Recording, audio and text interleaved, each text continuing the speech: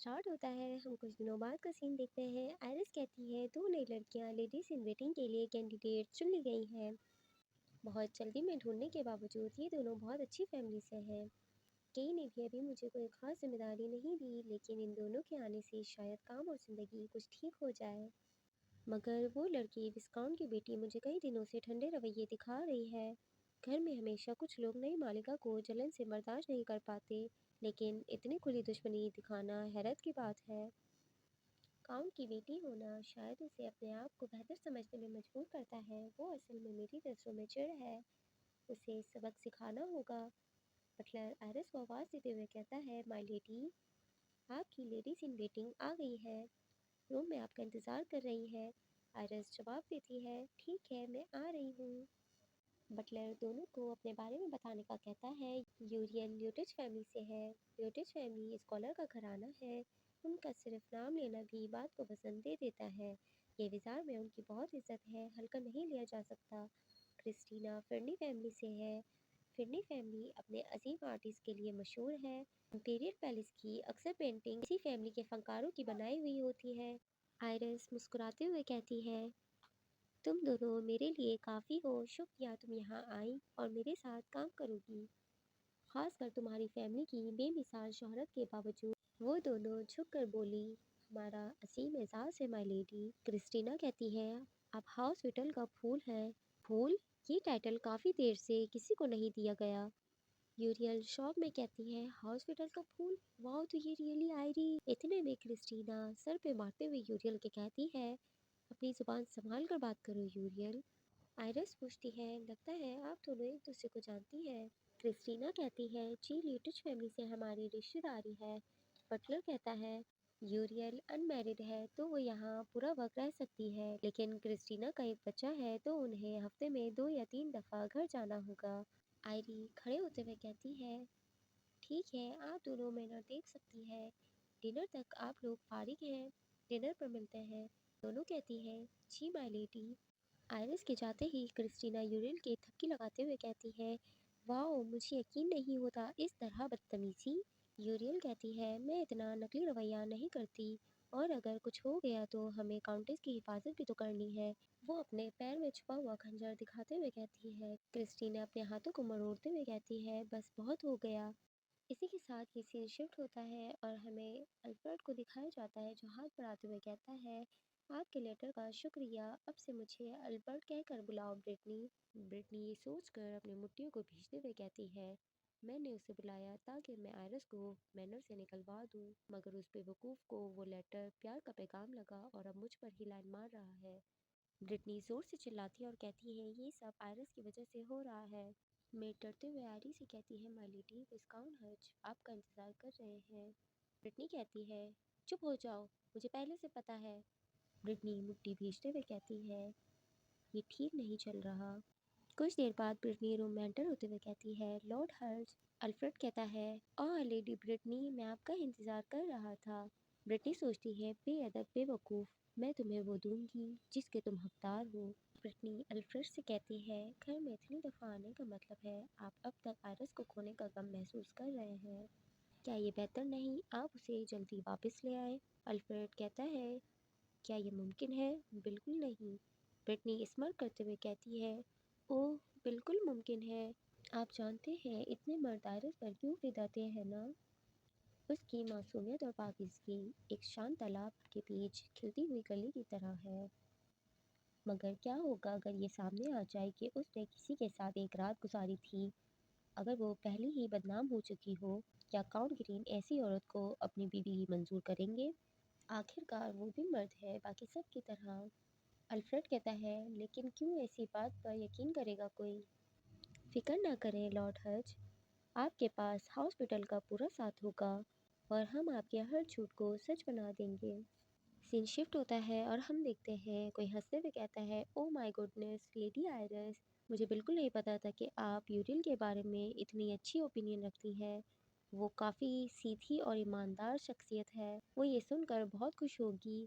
Iris कहती है, कुछ दिन हो गए हैं जब मेरी लेडीज इन वेटिंग ने घर ज्वाइन किया। यूरियल और क्रिस्टीना दोनों अच्छी तरह एडजस्ट कर रही हैं।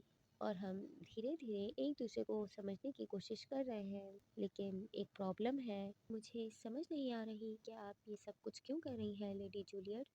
मैं समझ नहीं पा रही हूँ कि आप क्या करने की सोच रही हैं। अगर आप ये सब कुछ करती रहीं तो मैं चुप नहीं रहूँगी। क्रिस्टीना आयरिस से पूछती है, क्या मैं जाकर देखूँ माय लेडी? आयरिस ना में सर हिलाती है, अपना सर पकड़ते हुए सोचती है, ये दोनों हर दिन एक दूसरे के साथ झगड़ती हैं। यूरियल की कोई गलती नहीं। जूलियट और मेरी नई लेडीज इन वेटिंग के बीच कुछ ठीक नहीं है। ये बहुत ही परेशान करने वाला हो गया है।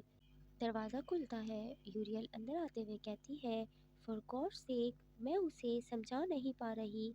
क्रिस्टीना यूरियल को चुप करवाते हुए कहती है, ठीक है ऑलरेडी। यूरियल आयरिस से कहती है, लेडी आयरिस, मुझे आपको कुछ बताना है। मैं वो काम कर रही थी जो आपने मुझे दिया था, लेकिन लेडी जूलियट और मेरा ओपिनियन अलग था। ऑफ कोर्स मैंने आखिरकार वो काम कंप्लीट कर लिया, लेकिन वो हर छोटी चीज़ में दाखिल होती हैं। आयरिस कहती है, हाँ मुझे पता है वो क्या कर रही है। शुक्रिया यूरियल आपके हार्ड वर्क के लिए। ये बात यूरियल के दिल को छू जाती है। आयरिस पूछती है, क्या उसने आपसे कुछ और कहा?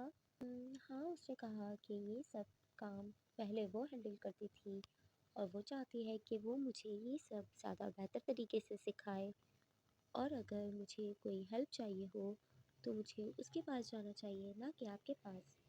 क्रिस्टीना कहती है, कितनी रूड बात है। आयरिस सोचती है, उसकी एरोगेंस समझ से बाहर है। आयरिस कहती है, क्या ज़बरदस्त सजेशन है। दोनों कंफ्यूज होकर कहती है, लेडी आयरिस। आयरिस कहती है, ये बेहतर ही है, क्या आप नहीं सोचते? मुझे वैसे भी एक नई लेडी इन वेटिंग की ज़रूरत है। सीन शिफ्ट होता है। हम जूलियट को एक रूम में बैठे हुए देखते हैं। वो सोचती है, बटलर ने मुझसे कहा काउंटेस आपको देखना चाहती है, किस लिए वो मुझे 30 मिनट से वेट करवा रही है। उस औरत को मुझसे क्या काम हो सकता है? आयरिस रूम में एंटर होते हुए कहती है, आप मुझे इंतज़ार करते देख रही हैं, है ना? आयरिस कहती है, हाउस मेडी इतना वेल ऑफ नहीं लगता, जैसे कि विस्काउंट ने अपनी बेटी की तालीम एक गरीब के हवाले कर दी हो। जूलियट कहती है, माफ़ी चाहती हूँ, मुझे समझ नहीं आया। फिर वो आयरिस की बात का मतलब समझते हुए खड़ी होती है आयरिस को ग्रीट करने के लिए। आयरिस कहती है, क्या मैं गलत हूँ? आप इस घर की लेडी के सामने ग्रीट करते टाइम प्रॉपर शिष्टाचार नहीं दिखा रहे। आयरिस हंसते हुए कहती है, क्या ये मेरी बात गैर ज़रूरी थी? आयरिस बताती है, जूलियट मेर्डी विस्काउंट की बेटी जो ग्रीन मैनर में रहती है के ब्रांड की लेडी इन वेटिंग के तौर पर। विस्काउंट की बेटी के लिए यह आम नहीं है कि वो लेडी इन वेटिंग के तौर पर काम करे, लेकिन इस मामले में इसका वाज़ेह तौर पर एक खुफिया मकसद है। मैं देख सकती हूँ कि उसे क्यों लगा कि वो इस कदर तकब्बुर के साथ काम कर सकती है। वो अपनी ब्यूटी और चार्म पे कॉन्फिडेंट है। आयरिस जूलियट के पास से जाते हुए कहती है, अगर मैं उसकी जगह होती। आयरिस सोफे में बैठते हुए कहती है, तो जूलियट बैठ जाओ, और मैं काउंटेस के सामने सबसे ज़्यादा अच्छे से पेश आती और सीक्रेटली के पास अपना मूव बनाती। ये काफ़ी आसान होता। जूलियट कांपते हुए कहती है, पहले आप मुझे खड़ा करवाती हैं, अब बैठने को कह रही हैं। उसकी हिम्मत कैसे हुई कि वो आला और ताकतवर जैसे काम करे, जबकि वो बगैर शादी के काउंटेस बन गई है। वो बिल्कुल नाकाबिले बर्दाश्त है। आयरिस कहती है, जूलियट आज से आप मेरी लेडीज इन वेटिंग है। जूलियट शॉक में कहती है, क्या क्या हो रहा है इस दुनिया में? वो चिल्लाते हुए कहती है, मैं क्यों? मैं काउंट ग्रीन की लेडी इन वेटिंग हूँ। आयरिस कोल्ड एक्सप्रेशन के साथ कहती है, बैठ जाओ जूलियट, और कहती है, तुम इससे पहले जो कुछ भी थी, अब से तुम मेरी लेडी इन वेटिंग हो। जूलियट चिल्लाते हुए कहती है, क्या आपको लगता है हाउस मेडी काउंटेस के इंतजार में झुक जाएगा? आयरिस कहती है, क्या फ़र्क पड़ता है, आप मुझे सर्व करती हैं या मेरे हस्बैंड को? वो और मैं एक ही हैं। जूलियट कहती है, लेकिन ये सिर्फ एक मैरिज ऑफ कन्वीनियंस है, मुझे सच पता है। आयरिस कहती है, चाहे ये मोहब्बत की वजह से पैदा होने वाली शादी हो या किसी सहूलत की वजह से, मैंने सोचा कि आप काफ़ी समझदार होंगे, और ये कि ये अभी भी एक शादी है। क्या मुझे वाकई आपको हर छोटी बात की वजाहत करने की ज़रूरत है? मैंने सोचा कि हम किसी किस्म की समझ तक पहुंचने के काबिल होंगे। ये कितना डिसअपॉइंटिंग है। आयरिस अपने हाथों से बालों को पीछे करते हुए कहती है, वेल मुझे लगता है मैं आपको अब से सिखा सकती हूँ। जूलियट कमरे से भागते हुए कहती है, स्टॉप इट, मैं मज़ीद ये बदतमीज़ी बर्दाश्त नहीं कर सकती। आयरिस कहती है, ओह माय, मैं इसकी मालकिन होने के नाते बेहतर देखूंगी कि वो क्या कर रही है। जूलियट भागते हुए सोचती है, ऐसा कोई तरीका नहीं कि काउंट ग्रीन मुझे उस औरत का लेडी इन वेटिंग बनने को कहे। वो अपने आप से कहती है, शांत रहो, संयमित रहो। मैं भी खूबसूरती के मामले में किसी से कम नहीं हूँ, मुझे तो अपने परिवार में फूल भी कहा जाता था। वो काउंट के स्टडी के बाहर खड़े होकर सोचती है, इसके अलावा मैं इस मैनर में इकलौती औरत हूँ जिसे वो अपनी स्टडी में एंटर होने की इजाज़त देता है। इसकी कीमत तुम्हें चुकानी होगी एरिस्टोटल। और वो काउंट का दरवाज़ा नॉक करते हुए कहती है, मैं जूलियट हूँ माय लॉर्ड। कुछ है जिसके बारे में मुझे आपसे बात करनी है। केई कहता है, बाद में मैं मसरूफ़ हूँ। जूलियट घबराते हुए कहती है, माय लॉर्ड, ये एक ज़रूरी मामला है। केई कहता है, मैंने कहा मैं मसरूफ़ हूँ। आयरिस पीछे से आते हुए कहती है, प्रॉब्लम हो रही है अंदर जाने में। जूलियट पीछे मुड़कर देखती है। आयरिस आगे बढ़ते हुए कहती है, केई, ये मैं हूँ। जूलियट नफरत भरी नजरों से देखते हुए कहती है, उन्होंने अभी कहा है वो बिजी है। इतने में हम देखते हैं कि दरवाज़ा खोलते हुए कहता है, आयरी, क्या तुम यहाँ अपने ड्रेस का शो ऑफ करने आई हो? आयरिस जवाब देती है, बिल्कुल नहीं, क्या आपको ये पसंद है? कि आयरिस के बालों को चूमते हुए कहता है, यकीनन मुझे पसंद आई। वो क्या चीज़ है जो आपको मेरी स्टडी तक ले आई? आयरिस कहती है, वेल, जैसे कि आपने देखा, मैंने सोचा कि जूलियट को अपनी लेडीज इन वेटिंग के तौर पर रखना बहुत अच्छा होगा। के पूछता है, तो काफ़ी नहीं? जूलियट घबराते हुए कहती है, माय लॉर्ड, मैं। के कंटिन्यू करता है, जैसे चाहो वैसे करो आयरी, इससे मुझे कोई फ़र्क नहीं पड़ता। इसी के साथ ये एपिसोड यहीं ख़त्म होता है। नेक्स्ट एपिसोड देखने के लिए इस वीडियो को लाइक करें, शेयर करें, कमेंट करें एंड सब्सक्राइब करना बिल्कुल ना भूलें।